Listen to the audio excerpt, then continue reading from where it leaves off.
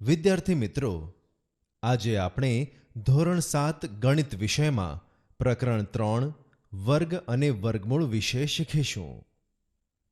મિત્રો, આ કોઠો જુઓ.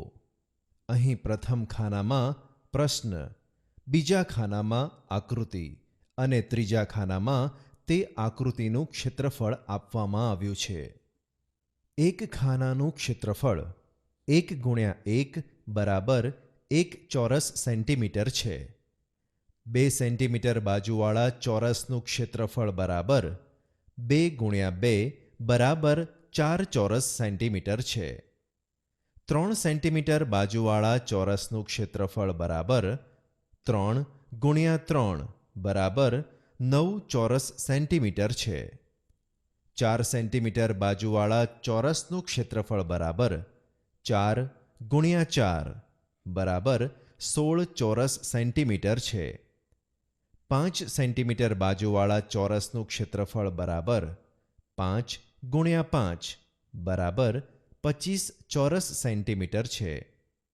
આમ 1 થી 5 સેન્ટીમીટર લંબાઈવાળા ચોરસના ક્ષેત્રફળ 1, 4, 9, 16 અને 25 મળે છે. મિત્રો, આ સંખ્યાઓ 1, 4, 9, 16 અને 25 અન્ય સંખ્યાઓ કરતાં કઈ રીતે અલગ પડે છે? વિચારો. આ સંખ્યાઓ પ્રાકૃતિક સંખ્યાઓ તો છે. આ સંખ્યા કઈ બે સંખ્યાના ગુણાકારથી દર્શાવી શકાય છે? જેમ કે 1 બરાબર 1 ગુણ્યા 1, 4 બરાબર 2 ગુણ્યા 2, 9 બરાબર 3 ગુણ્યા 3 વગેરે. આમ આ સંખ્યાઓ એક સરખી બે સંખ્યાના ગુણાકારથી મળે છે. આમ સંખ્યાનો વર્ગ કરવાથી આ સંખ્યાઓ મળે છે. કોઈપણ સંખ્યાનો તે જ સંખ્યા સાથેનો ગુણાકાર એ તે સંખ્યાનો વર્ગ છે. 1નો વર્ગ બરાબર 1ની 2 ઘાત બરાબર 1 ગુણ્યા 1 બરાબર 1. 2નો વર્ગ બરાબર 2ની 2 ઘાત બરાબર 2 ગુણ્યા 2 બરાબર 4. 3નો વર્ગ બરાબર 3ની 2 ઘાત બરાબર 3 ગુણ્યા 3 બરાબર 9. 4નો વર્ગ બરાબર 4ની 2 ઘાત બરાબર 4 ગુણ્યા 4 બરાબર 16. 5નો વર્ગ બરાબર 5ની 2 ઘાત બરાબર 5 ગુણ્યા 5 બરાબર 25. 6નો વર્ગ બરાબર 6ની 2 ઘાત બરાબર 6 ગુણ્યા 6 બરાબર 36. આ રીતે 49, 64, 81, 100 વગેરે સંખ્યાઓ મળે છે, જે પૂર્ણ વર્ગ સંખ્યાઓ છે. 1 થી 100 સુધીમાં 10 પૂર્ણ વર્ગ સંખ્યાઓ મળશે. હવે તમે સમજી ગયા હશો કે 32 પૂર્ણ વર્ગ સંખ્યા નથી, પરંતુ 36 પૂર્ણ વર્ગ સંખ્યા છે. કારણ કે 36 બરાબર 6 ગુણ્યા 6 બરાબર 6ની 2 ઘાત, એટલે 36 એ 6ની વર્ગ સંખ્યા છે. આ રીતે તમે 11 થી 20 સુધીની સંખ્યાના વર્ગ મેળવી શકો છો. તે આ પ્રમાણે છે: 11નો વર્ગ બરાબર 121, 12નો વર્ગ બરાબર 144, 13નો વર્ગ બરાબર 169, 14નો વર્ગ બરાબર 196, 15નો વર્ગ બરાબર 225, 16નો વર્ગ બરાબર 256, 17નો વર્ગ બરાબર 289, 18નો વર્ગ બરાબર 324, 19નો વર્ગ બરાબર 361, 20નો વર્ગ બરાબર 400. આમ 121, 144, 169, 196, 225, 256, 289, 324, 361, 400 વગેરે પૂર્ણ વર્ગ સંખ્યાઓ છે. 100થી 400માં ઉપર દર્શાવ્યા સિવાયની અન્ય પૂર્ણ વર્ગ સંખ્યાઓ ન મળે. અહીં આપણે પૂર્ણાંક સંખ્યાઓ વિશે જ હમણાં વિચાર કરી રહ્યા છીએ. આ પૂર્ણ વર્ગ સંખ્યાના એકમના અંકો ધ્યાનથી જુઓ. તેમાં કયા અંકો રહેલા છે? પૂર્ણ વર્ગ સંખ્યાના એકમના અંકો 0, 1, 4, 5, 6 કે 9 જ હોય છે. એટલે કે જે સંખ્યાના એકમના અંક 2, 3, 7, 8 હોય તે સંખ્યાઓ પૂર્ણ વર્ગ ન જ હોય. નિયમ. આ નિયમને ધ્યાનમાં લઈ કહો કે 1. 32 પૂર્ણ વર્ગ સંખ્યા છે? તમે કહેશો ના. 2.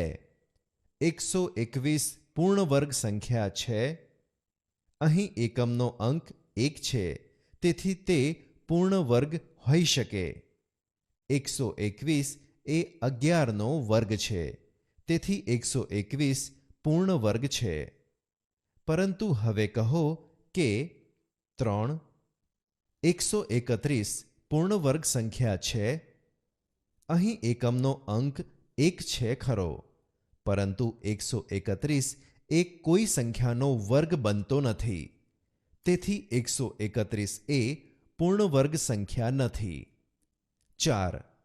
3412 પૂર્ણ વર્ગ સંખ્યા છે? તમે કહેશો ના, કારણ કે એકમનો અંક 2 છે. મિત્રો, 20 કરતાં મોટી સંખ્યાના વર્ગ કરવા છે. 21થી 30ની વર્ગ સંખ્યા શોધવી છે. તે માટે તમારે એ સંખ્યાને તે જ સંખ્યા વડે ગુણવી પડશે. આ કોષ્ટક જુઓ.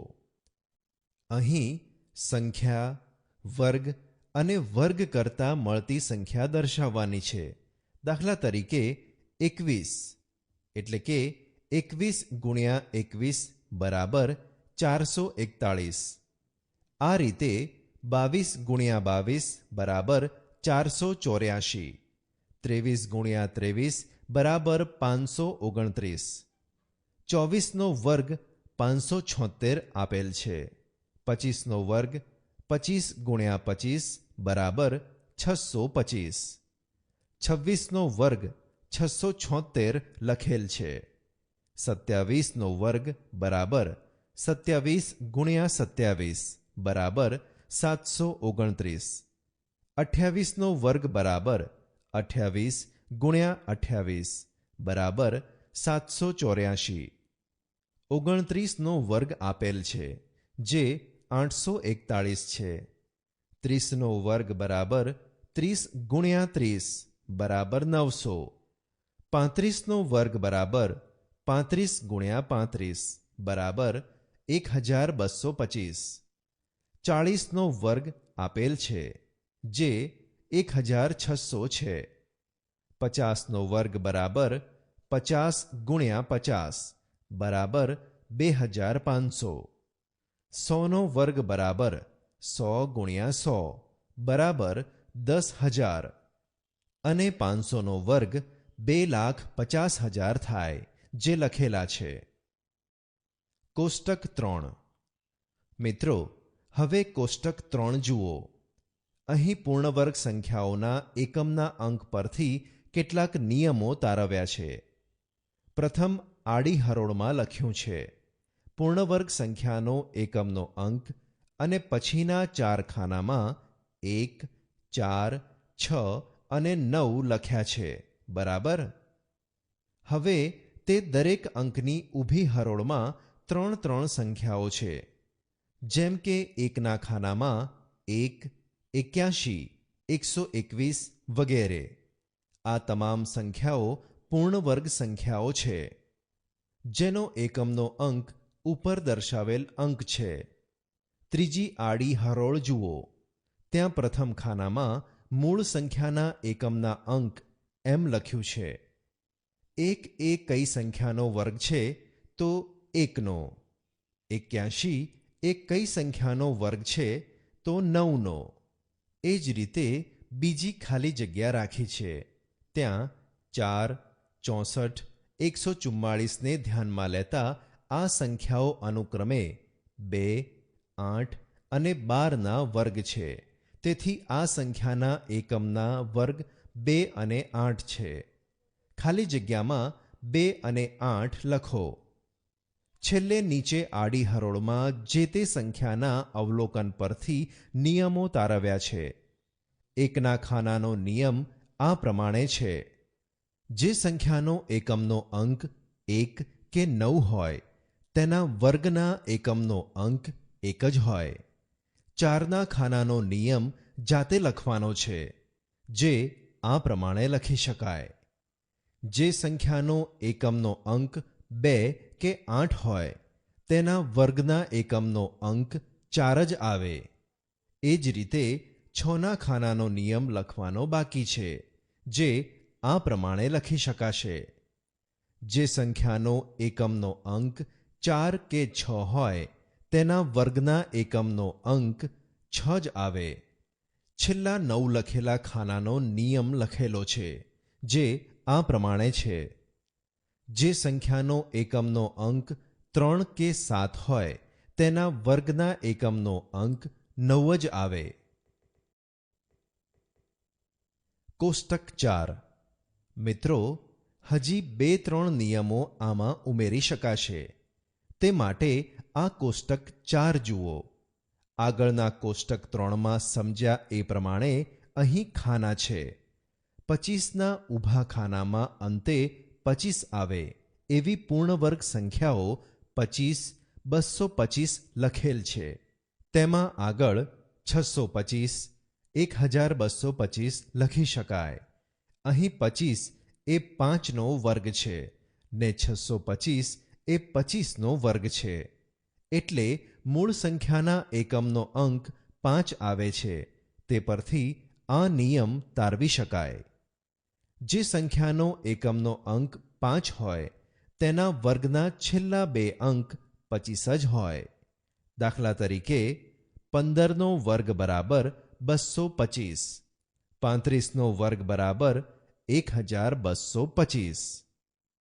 હવે 00નું ઊભું ખાનું જુઓ. તેમાં 100, 400 પૂર્ણવર્ગ સંખ્યાઓ આપી છે, જેમાં છેલ્લા 2 વખત 0 આવે છે. આ રીતે આગળ વધતા 900, 1600, 2500 વગેરે સંખ્યાઓ લખી શકાય. અહીં મૂળ સંખ્યાનો એકમનો અંક 0 આવે છે, જેમ કે 10નો વર્ગ બરાબર 100, 20નો વર્ગ બરાબર 400 વગેરેમાં 10, 20માં એક વાર 0 છે. તે પરથી નીચેના નિયમ તારવી શકાય. જે સંખ્યાનો એકમનો અંક 0 હોય તેના વર્ગના છેલ્લા 2 અંક 00 એટલે કે 2 શૂન્ય જ આવે. હવે 4 શૂન્ય લખેલ ઊભું ખાનું જુઓ.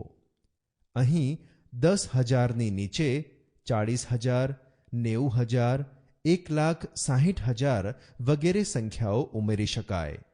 આ સંખ્યાઓ અનુક્રમે 100, 200, 300 અને 400ની પૂર્ણવર્ગ સંખ્યાઓ છે. આ પરથી આવું તારણ મેળવી શકાય. જે સંખ્યાના એકમ અને દશકના અંકમાં 2 શૂન્ય આવે તેના વર્ગના છેલ્લા 4 અંક 4 શૂન્ય જ આવે. મિત્રો, આ નિયમો આધારિત કેટલાક પ્રશ્નો પૂછું. તમે વિચારીને જવાબ કહો. 1. 20નો વર્ગ કરતા સંખ્યામાં કેટલા શૂન્યો આવે? તમે કહેશો કે 2 શૂન્યો આવે. 2.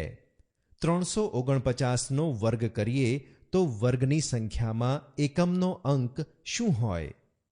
અહીં એકમનો અંક 9 છે, તેથી વર્ગની સંખ્યામાં એકમનો અંક 1 હોય. 3. જો પૂર્ણ વર્ગ સંખ્યા 729 હોય તો તે જે સંખ્યાનો વર્ગ છે તે સંખ્યાનો એકમનો અંક શું હોય? તમે કહેશો કે 3 કે 7 હોય. 4. 75નો વર્ગ કરતા છેલ્લા 2 અંક શું આવે? તમારો જવાબ હશે 25. કેમ, ખરું ને? એકમનો અંક 5 હોય તેનો વર્ગ કરવાની રીત. મિત્રો, જે સંખ્યાના એકમનો અંક 5 હોય તેનો વર્ગ કરવાની સરળ રીત છે તે હવે સમજીએ. ધારો કે તમે 35નો વર્ગ ઝડપથી કરવા ઈચ્છો છો. એકમ 5 છે, તેથી છેલ્લા બે અંક 25 લખાશે. હવે 35માં દશકનો અંક 3 છે. 3માં 1 ઉમેરતા 3 વત્તા 1 બરાબર 4 મળશે. હવે 3 અને 4નો ગુણાકાર 3 ગુણ્યા 4 બરાબર 12 થશે. આમ 25ની આગળ 12 લખી દો તો 1225 સંખ્યા મળશે. બસ, આ સંખ્યા 35નો વર્ગ છે. સમજ્યા કે? ચાલો બીજું ઉદાહરણ લઈ આ વાત દ્રઢ કરીએ. ધારો કે 85નો વર્ગ કરવો છે. ફરી એકમ 5 છે, તેથી છેલ્લા બે અંક 25 આવે. અહીં દશક 8 છે. હવે તેમાં 1 ઉમેરતા 9 થશે. બસ, 8 ને 9નો ગુણાકાર કરો. 8 ગુણ્યા 9 બરાબર 72. 25ની આગળ 72 લખતા 7225 મળશે, જે 85નો વર્ગ છે. અહીં 5 સિવાયની જે સંખ્યા હોય તેમાં 1 ઉમેરીએ તે સંખ્યા સાથે ગુણવાના છે ને 25ની આગળ તે લખવાના છે. હવે આ સંખ્યાઓ જુઓ. સંખ્યા વર્ગ રીત. 15 225. 1 ગુણ્યા 2 બરાબર 2. 25 625. 2 ગુણ્યા 3 બરાબર 6. 35 1225. 3 ગુણ્યા 4 બરાબર 12. 45 2025. 4 ગુણ્યા 5 બરાબર 20. 55 3025. 5 ગુણ્યા 6 બરાબર 30. આ પ્રકારે તમે આગળ ગણી શકો છો. વર્ગમૂળની સમજ. મિત્રો, 4 એ 2નો વર્ગ છે. તેને આપણે આમ દર્શાવી શકીએ: 2નો વર્ગ બરાબર 4. હવે 4 એ કઈ સંખ્યાનું વર્ગમૂળ છે? તો 4 એ 2નું વર્ગમૂળ છે એમ કહેવાય. વર્ગમૂળ માટે આવો સંકેત વપરાય છે. એટલે કે 4નું વર્ગમૂળ બરાબર 2. એ જ રીતે 15નો વર્ગ 225 થાય. 15નો વર્ગ બરાબર 15 ગુણ્યા 15 બરાબર 225. તેથી 225નું વર્ગમૂળ બરાબર 15 લખાય. આમ પૂર્ણ વર્ગ સંખ્યા જે સંખ્યાના વર્ગથી બની છે તે સંખ્યાને આપેલી સંખ્યાનું વર્ગમૂળ કહે છે. વર્ગમૂળને આ નિશાની વડે દર્શાવાય છે. જેમ કે 289નું વર્ગમૂળ બરાબર 17. 361નું વર્ગમૂળ બરાબર 19. 400નું વર્ગમૂળ બરાબર 20 વગેરે. વર્ગમૂળ શોધવાની રીત. 1. અવિભાજ્ય અવયવની રીત. મિત્રો, આપેલી પૂર્ણ વર્ગ સંખ્યાનું વર્ગમૂળ શોધવાની બે રીતો પ્રચલિત છે. 1. અવિભાજ્ય અવયવની રીત અને 2. ભાગાકારની રીત. એમાંથી આ વર્ષે અવિભાજ્ય અવયવની રીત વિશે તમારે શીખવાનું છે. તો ચાલો કેટલાક ઉદાહરણ દ્વારા તે સમજીએ. ઉદાહરણ 1. 324નું અવિભાજ્ય અવયવની રીતે વર્ગમૂળ શોધો. ઉકેલ. અહીં સૌપ્રથમ 324ના અવિભાજ્ય અવયવો પાડવા પડે. 2, 3, 5, 7 વગેરે અવિભાજ્ય સંખ્યાઓ છે. 324ને 2 વડે ભાગતા 162 મળે. 162ને હજી 2 વડે ભાગતા 81 મળે. 81ને 2 વડે ભગાશે નહીં, તેથી 3 વડે ભાગતા 27 મળે. ફરી 3 વડે ભાગતા 9 મળશે. તેને 3 વડે ભાગતા 3 મળે. ને છેલ્લે 3 ને 3 વડે ભાગતા 1 મળે. આમ છેવટે 1 આવે ત્યાં સુધી ભાગાકાર કરવા પડશે. હવે 324 બરાબર 2 ગુણ્યા 2 ગુણ્યા 3 ગુણ્યા 3 ગુણ્યા 3 ગુણ્યા 3 બરાબર 2નો વર્ગ ગુણ્યા 3નો વર્ગ ગુણ્યા 3નો વર્ગ બરાબર કૌંસમાં 2 ગુણ્યા 3 ગુણ્યા 3 કૌંસની બહાર વર્ગ. માટે 324 બરાબર 18નો વર્ગ. માટે 324નું વર્ગમૂળ બરાબર 18. આમ 324નું વર્ગમૂળ 18 મળશે. હવે એક બીજું ઉદાહરણ લઈ સમજીએ. ઉદાહરણ 2. 3249નું વર્ગમૂળ શોધો. ઉકેલ. આગળના ઉદાહરણ મુજબ 3249ના અવિભાજ્ય અવયવો પાડીશું. પ્રથમ 3 વડે ભાગ ચાલશે. 3 વડે ભાગતા 1083 મળે. હવે ફરી 3 વડે ભાગતા 361 મળશે. બરાબર. હવે તમારે 1 થી 25ના વર્ગ યાદ રાખવા પડશે, કારણ કે 11, 13, 17, 19, 23 જેવી અવિભાજ્ય સંખ્યાના જો વર્ગ તમને યાદ હશે તો તમે ઝડપથી અવિભાજ્ય અવયવો અંગે વિચારી શકશો. અહીં 361 એવી સંખ્યા છે જેનો 3, 5, 7, 11, 13 વડે ભાગ ચાલતો નથી.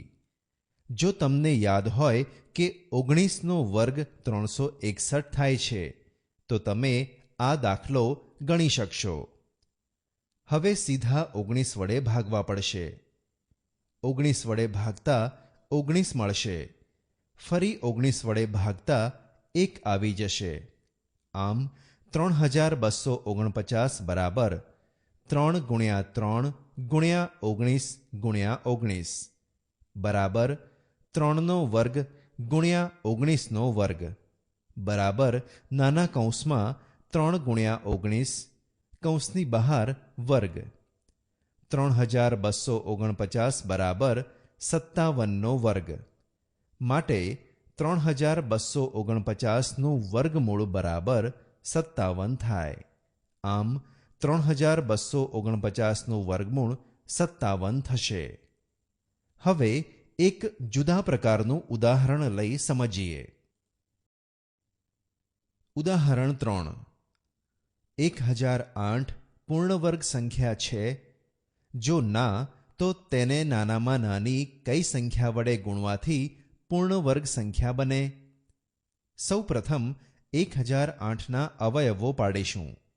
જો અવયવોની જોડ બધી મળી જાય તો તે પૂર્ણવર્ગ સંખ્યા છે, ને ન મળે તો કહીશું કે પૂર્ણવર્ગ નથી. 1008ના અવિભાજ્ય અવયવો પાડતા 2 વડે ભાગતા 504 મળે. 504ને 2 વડે ભાગતા 252 મળે. હજી 2 વડે ભાગતા 126 મળશે. તેને 2 વડે ભાગતા 63 મળશે. હવે 2 વડે ભાગ નહીં ચાલે. 3 વડે ભાગતા 21 મળે. 21ને 3 વડે ભાગતા 7 મળે. અને 7ને 7 વડે ભાગતા 1 મળશે. આમ 1008 બરાબર 2 ગુણ્યા 2 ગુણ્યા 2 ગુણ્યા 2 ગુણ્યા 3 ગુણ્યા 3 ગુણ્યા 7 બરાબર 2નો વર્ગ ગુણ્યા 2નો વર્ગ ગુણ્યા 3નો વર્ગ ગુણ્યા 7. અહીં 2, 2 ને 3ની જોડ મળે છે. 7 એવી સંખ્યા છે જેની જોડ મળતી નથી. તેથી જો અન્ય 7 અવયવ મળે તો આ સંખ્યા પૂર્ણ વર્ગ થઈ જશે. માટે 1008ને 7 વડે ગુણતા તે પૂર્ણ વર્ગ બનશે.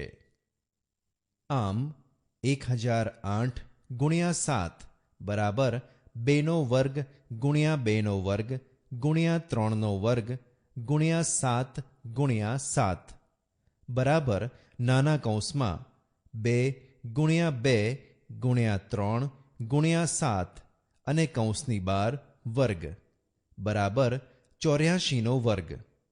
માટે 1008ને 7 વડે ગુણતા જે સંખ્યા મળે તેનું વર્ગમૂળ 84 થશે. મિત્રો, આ દાખલાને આમ પણ પૂછી શકાય.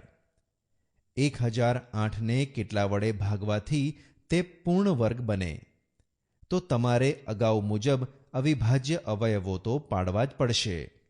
હવે જોડ ન બનાવવાથી જે સંખ્યા વધે તે સંખ્યા વડે ગુણવાથી કે ભાગવાથી તે સંખ્યા પૂર્ણ વર્ગ બનશે. અહીં 1008ને 7 વડે ભાગતા તે પૂર્ણ વર્ગ બને છે. તે કઈ રીતે બને છે તે સમજો. 1008 છેદમાં 7 બરાબર 2નો વર્ગ ગુણ્યા 2નો વર્ગ ગુણ્યા 3નો વર્ગ ગુણ્યા 7 છેદમાં 7. માટે 144 બરાબર 2નો વર્ગ ગુણ્યા 2નો વર્ગ ગુણ્યા 3નો વર્ગ બરાબર નાના કૌંસમાં 2 ગુણ્યા 2 ગુણ્યા 3 કૌંસની બહાર વર્ગ બરાબર 12નો વર્ગ. માટે તે 12નો પૂર્ણ વર્ગ બનશે. મિત્રો, હવે આપણે અપૂર્ણાંક સંખ્યાઓના વર્ગ અને વર્ગમૂળ વિશે વિચારીએ. અપૂર્ણાંક સંખ્યાના વર્ગ કેવી રીતે થાય તે ઉદાહરણ દ્વારા સમજો. 1/3નો વર્ગ બરાબર 1/3 ગુણ્યા 1/3 બરાબર 1/9. 3/5નો વર્ગ બરાબર 3/5 ગુણ્યા 3/5 બરાબર 9/25 એટલે કે 9/25. 4/7નો વર્ગ બરાબર 4/7 ગુણ્યા 4/7 બરાબર 16/49 એટલે કે 16/49. અહીં અંશ અને છેદ બંનેના વર્ગ કરવા પડે છે. વર્ગમૂળ પણ એ જ રીતે કરવા પડે છે. ઉપરની સંખ્યાના વર્ગમૂળ શોધીએ. 1/9નું વર્ગમૂળ બરાબર 1/3 ગુણ્યા 1/3નું વર્ગમૂળ બરાબર 1/3.